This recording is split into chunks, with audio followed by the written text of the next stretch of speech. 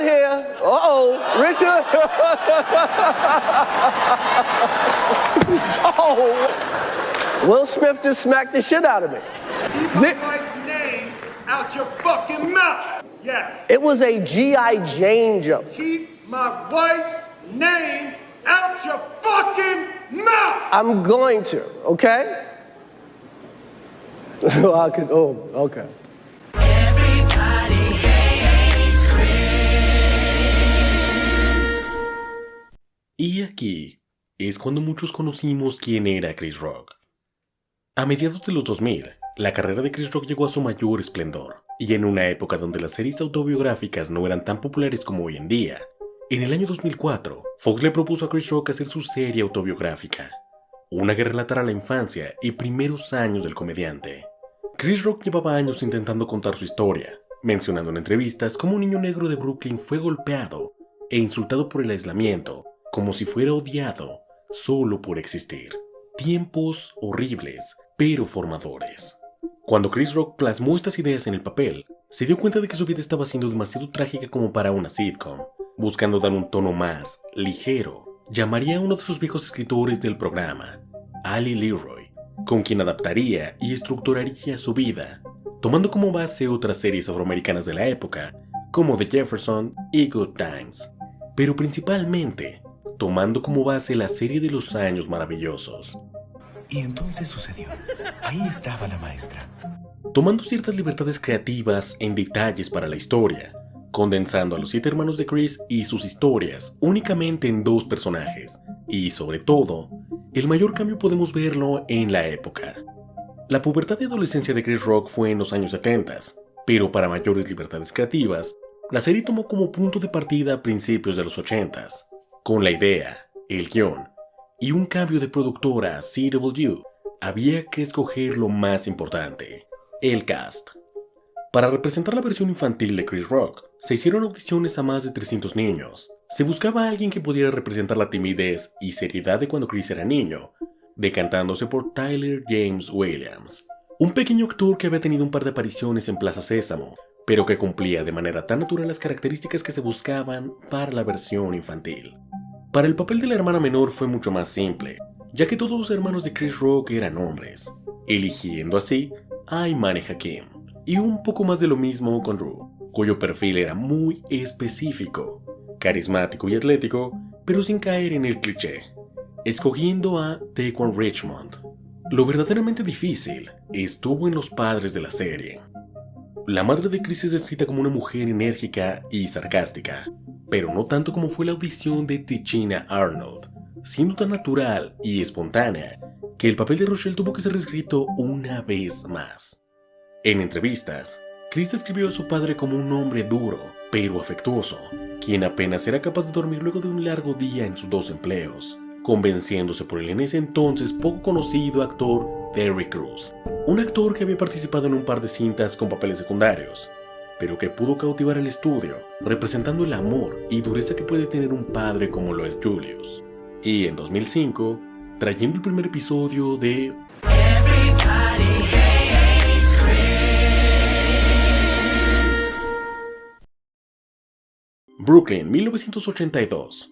La familia de Chris quiso probar un pequeño experimento inmobiliario, mudándose a uno de los barrios con mayor expectativa en plusvalía, Bed-Stuy, donde por un menor precio podrían conseguir una mejor propiedad de la que tenían, pero tan pronto como llegaron, se encontraron con una de las epidemias más horribles de la época.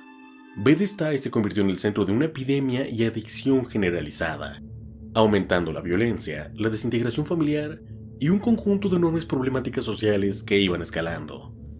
Durante este periodo, el barrio se convirtió en un símbolo de decadencia urbana y altos índices de delincuencia y consumo de drogas a la vista de todos. A la llegada de la familia, tienen que adaptarse a esta nueva realidad. Y esta es la razón por la que se convierte en el centro de atención cuando llega a la secundaria Corleone, no solo por convertirse en el primer estudiante afroamericano de la escuela, sino también afirmando vivir en este barrio. Durante las décadas de 1970 y 80, Bed-Stuy era un barrio de mayoría afroamericana y caribeña, con una rica vida cultural, pero también con altos niveles de desempleo, abandono urbano y racismo estructural, Tras la crisis económica de los 70s y la fuga de capitales y clases medias hacia los suburbios, muchos vecindarios de Brooklyn, incluidos Bed-Stuy, sufrieron desinversión masiva, deterioro de la vivienda y reducción de servicios públicos. Poco después, a principios de los 80, la droga conocida como crack o piedra comenzó a circular por los barrios pobres de Nueva York. Era barato, altamente adictivo y fácil de consumir, lo que lo convirtió en una droga devastadora en comunidades como Bed-Stuy, trayendo como consecuencias guerras entre bandas por el control del tráfico. Convirtieron muchas calles en zonas de conflicto, incremento de homicidios, desintegración familiar y crisis social. Las iglesias y organizaciones comunitarias intentaban llenar el vacío de los servicios públicos, mientras que una política federal antidrogas castigaba mucho más severamente a estas zonas. Esta es una de las razones por las que desde los primeros episodios se menciona que Julius es uno de los pocos padres de la zona. Esta crisis social y económica trajo consigo una enorme ola de desempleo. Muchos hombres no podían mantener a sus familias o eran marginados por el sistema laboral y judicial, lo que llevó a migraciones, separación y hogares encabezados por mujeres. Los barrios afroamericanos fueron señalados como focos de criminalidad y no como víctimas de una crisis de salud pública. En lugar de recibir tratamiento y apoyo social, la respuesta fue militarizar los vecindarios, aumentar la vigilancia y encarcelar a miles de personas adictas.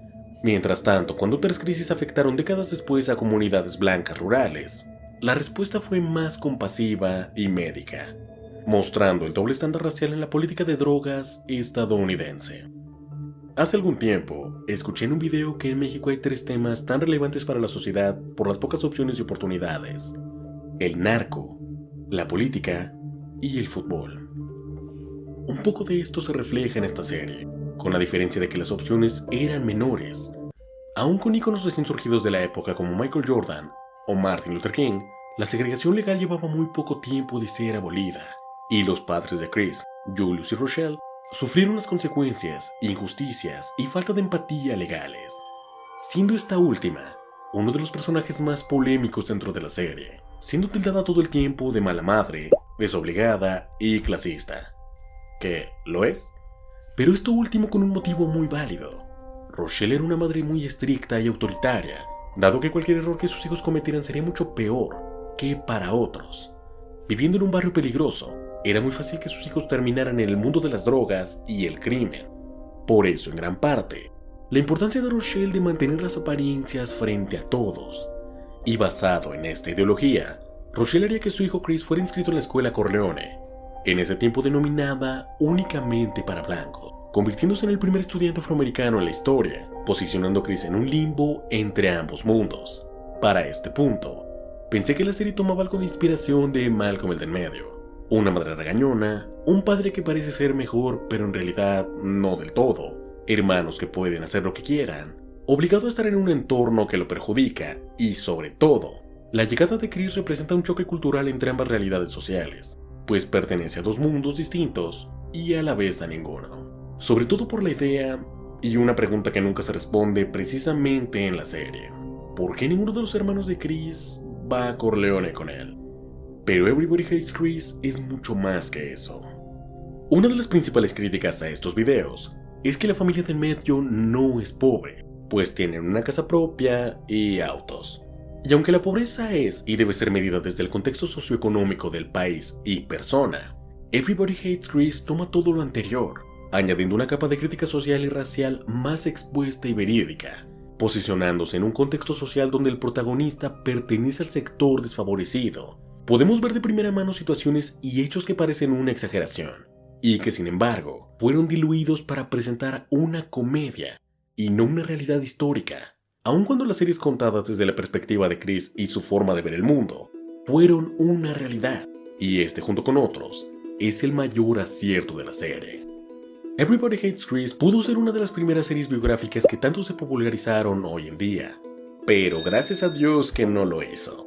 Se sabe que mucho de lo visto en la serie ocurrió en el día a día de Chris Rock, pero es caricaturizado y contado de forma que se ha visto como una comedia y no una tragedia. Se dejan ligeros guiños hacia las bromas y el futuro que le espera a Chris como comediante, pero nada certero en realidad. La historia de Chris podía ser la de cualquier otro niño afroamericano de la época o de un contexto social similar.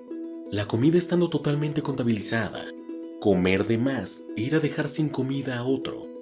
El plazo de deudas conforme la importancia o la fecha de pagos, el tener 2 empleos, vivir estresado, contar cada centavo que cuestan las cosas, es un reflejo de la realidad que muchos hemos vivido, sin la necesidad de ser afroamericanos o vivir en la zona. La serie cumple también con esta función porque nos presenta una familia cualquiera, y la importancia de la serie no es el futuro que sabemos le espera a Chris, sino su presente. Y es imposible hablar de Everybody Hates Chris sin hablar del racismo. Originalmente el título, Everybody Hates Chris, es una parodia a la serie Everybody Loves Raymond. Sin embargo, es un título bastante contundente y que transmite un mensaje muy fuerte. Aunque desde la perspectiva de Chris, él es el único que sufre odio por ser negro, cuando llega Corleone, Chris sería maltratado y humillado por un chico llamado Caruso, y en un inicio, Chris se defiende y está dispuesto a pelear con tal de obtener el respeto de las personas. Pero poco a poco, la sociedad lo va moldeando, dejándole en claro que no es importante. Esto también ocurre con sus padres, que sufren del menosprecio y actos raciales del mundo, que sí, se ven mucho más ejemplificados en Chris al ser posicionado por su familia como el tercer adulto al mando, y ante sus 2 padres que trabajan, la responsabilidad automáticamente recae en él como en la mayoría de casos reales.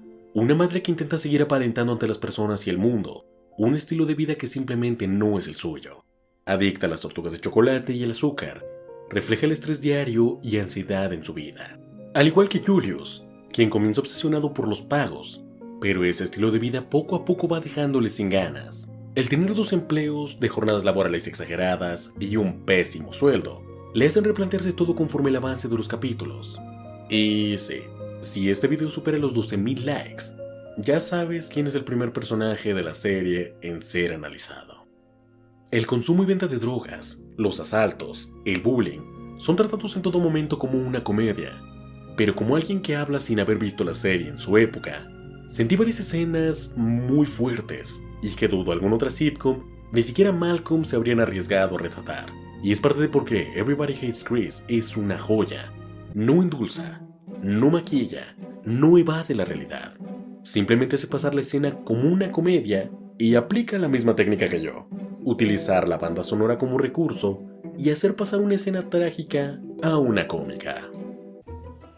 Abre la puerta. Niña linda.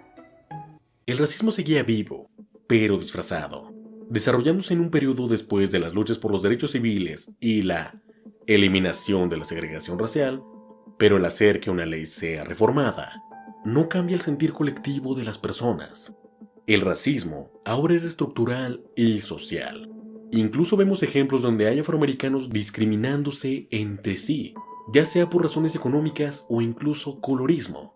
Si bien ya no existían autobuses y baños exclusivos al color de la piel, sí había vecindarios para cada uno, prejuicios de maestros, policiales y sociales, que le hacían ver a los afroamericanos que no eran importantes para la sociedad. Si lo piensas detenidamente te darás cuenta de que no hay un villano como tal en la serie. Está Caruso o Malvo, pero verdaderamente no cumplen esta función. El verdadero villano es el sistema. Los negros en ese momento eran vistos como casos especiales, ya sea de forma contraria o no. Incluso cuando las personas trataban de ayudar a Chris, tal y como hizo su maestra y posterior directora, basando sus ideas y comentarios en estereotipos y diálogos de amor-odio hacia los afroamericanos, hasta que en temporadas posteriores fetichiza a los afroamericanos. Y un punto un poco aparte, la narración de la serie y el doblaje me hacen inevitable recordar a Young Sheldon, quienes además compartieron al mismo actor de doblaje, Luis Alfonso Mendoza, en paz descanse. Lo mismo ocurre con la maestra de Chris, quien la mayor parte de la serie lleva la voz de la actriz Elsa Cobian, y en conjunto con sus comentarios, me hicieron imposible no pensar en este personaje. Esperaría que a Greg lo engañaran diciéndole eso, pero siendo tú un vago, deberías saber más que eso. Es difícil decidir, pero aunque seas un pobre negro, debes tomar decisiones. Una persona afroamericana, latina, asiática o con cualquier condición no quiere ser tratada como algo especial, simplemente como cualquier otra persona común. Y creo que eso es algo en lo que aún se falla como sociedad. No todo en la serie era perfecto, Durante las primeras temporadas hay un concepto y contexto muy fresco, enriquecidos por los estereotipos y tramas de cada personaje que se unen al final del episodio.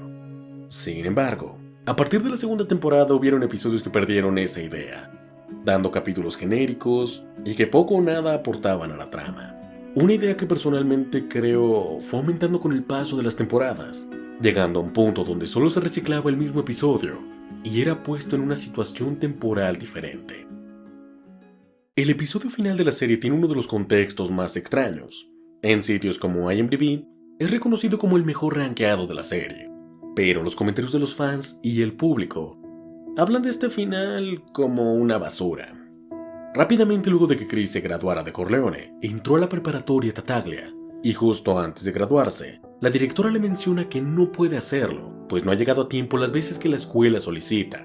Chris intenta justificarse mencionando que vive a varias horas de la escuela en comparación con el resto, y es sentenciado a que si llega tarde una vez más, no podrá graduarse.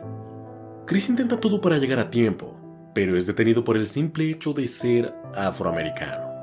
Cuando él y su familia dan por hecho que no se graduará normalmente de preparatoria, plantea la opción de terminar el grado escolar con un examen. Preparándose para ello, Chris y su familia se reúnen en un restaurante y cantan una canción antes de revelar los resultados. Abren el sobre y Chris pregunta, ¿qué dice? Acabando el episodio. Muchos han intentado teorizar qué pasa con este episodio y cuál fue la nota de Chris, mencionándose que el número en que se enfoca la camioneta de Julius es la calificación de Chris, la cual sería una referencia a que aprobó. Aunque, en la continuación de la serie animada, Chris reprobó el examen, pero el actor Taylor James Williams, que interpretó a Chris, mencionó que Chris aprobó y lo veríamos en una posterior continuación, reafirmando por qué este es uno de los pocos episodios que no terminan con la típica canción del final.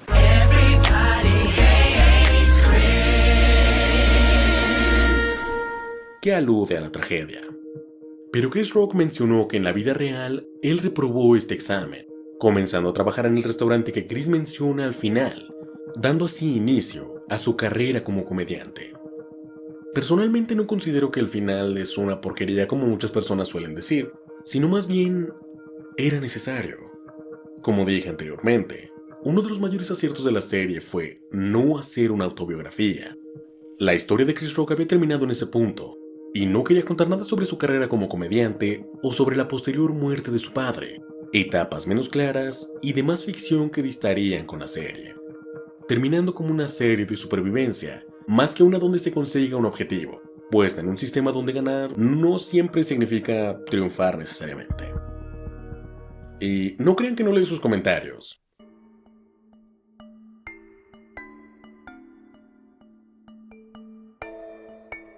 Y no solo es que es imposible ver todas las series que piden al mismo tiempo, sino que de algunas como esta, no tenía un solo contexto.